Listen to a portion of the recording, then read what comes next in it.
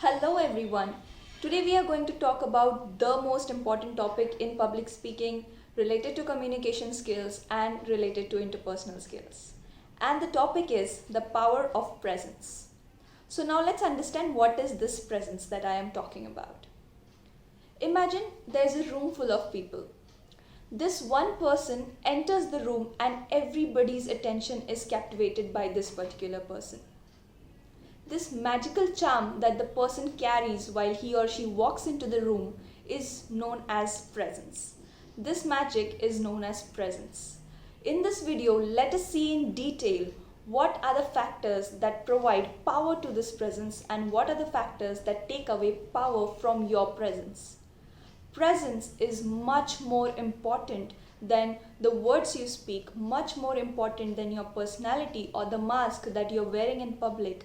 Presence is more about your thought process, your mindset, and your attitude towards the situation.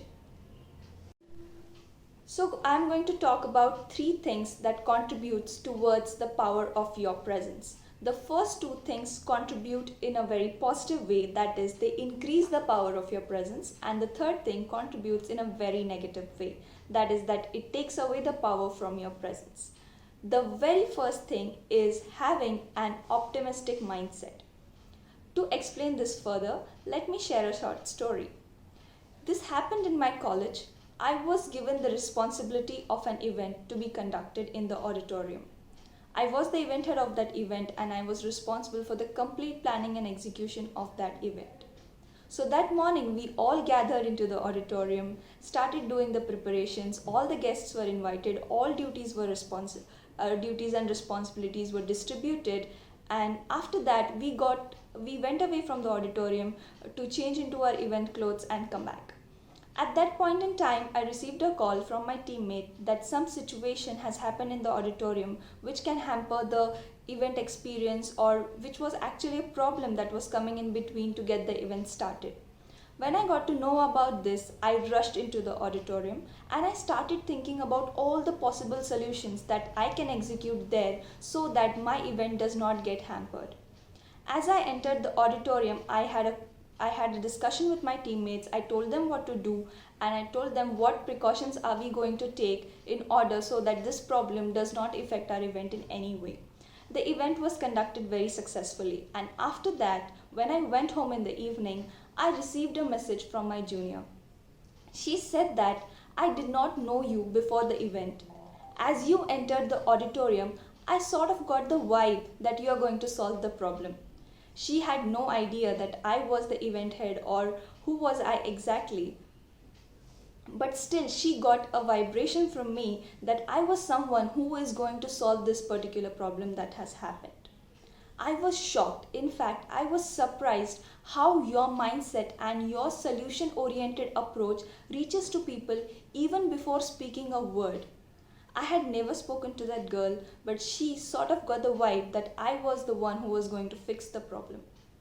So when you enter your workplaces, your families, your home, or into any other situation where you walk in with a solution-based mindset or a solution-oriented mindset, people get that positive vibration from you that this problem is going to be fixed.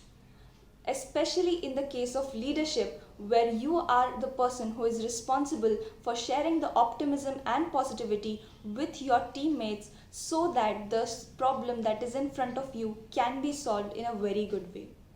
So having a positive and optimistic mindset, yet which is practical, helps a lot in having a very powerful presence. The second thing is self-teaching and preparation. So for example, you have a speech to deliver tomorrow. It's very important that what instructions are you giving to your subconscious mind about that event to happen. If you overthink it, or if you think about all the wrong things that can happen while you speak, like what if I fumble, what if I forgot my speech, what if, so many ifs and buts. If you do that, you have already spoiled the event in your mind before it actually happens. So whatever instructions you are giving to yourself before that event will help you or will not help you at all and ruin the event before it actually happens. So, the best thing to do in this situation is to prepare your speech really, really well. Present that speech in front of your confidence. That can be your parents, your friend circle, or to the people who can give you honest feedbacks. The second thing you can do in the preparation is also to think about your appearance or the clothes that you're going to wear. Because when you start planning about the event and the success of the event and to visualize how people will see you when you will speak, you are already building a lot of confidence in yourself. You are already trusting the process and the preparation and all the hard work that you are putting into it. And when we start dressing up or even thinking of all the things that are required for the event that is going to come, we are preparing ourselves to put our best foot forward. So, in order to do the preparation well without any negative self talk is a very important thing. And presenting in the best way possible is one of the things that you should imagine before the event gets started. Imagine a group of people, imagine the audience, imagine the stage, imagine you're speaking, and imagine that you have completed your speech in the best way possible. So when you go on the stage next time, you won't feel like I am doing this for the first time. You have already practiced in front of your friends and family. You have also practiced this in your mind. So what happens is your mind is already aware that you have a big event happening tomorrow and we have to give our best. So the third thing is avoiding the trap of comparison and jealousy. Let's be honest, we might have all done this to ourselves at some point of time in our life. So what happens when we compare? We compare somebody's strength or pro things to our weaknesses or in the areas where we need to improve. And this is very unfair. Please get back into that moment when you might have compared somebody's strength with your weaknesses and how miserable you feel after doing that. And why do we feel miserable? Because that is something unfair that we are doing to ourselves. When we do this, our self-confidence goes down at a very deep stretch from which getting back instantaneously becomes very impossible. We need to convince ourselves more in order to increase our confidence. So when we fall into the comparison trap just before something significant is going to happen, what we do is we drain the power from our presence.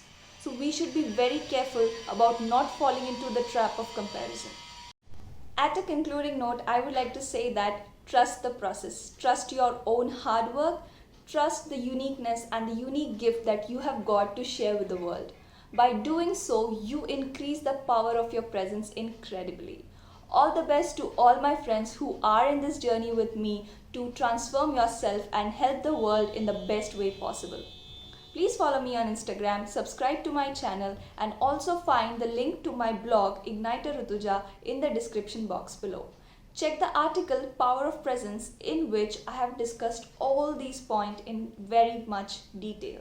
Thank you so much, and let me know your suggestion and your opinions about these topics related to interpersonal skills and communication skills. I will be happy to help if you need help in some particular topic or domain. Thank you, have a nice day, and stay in touch.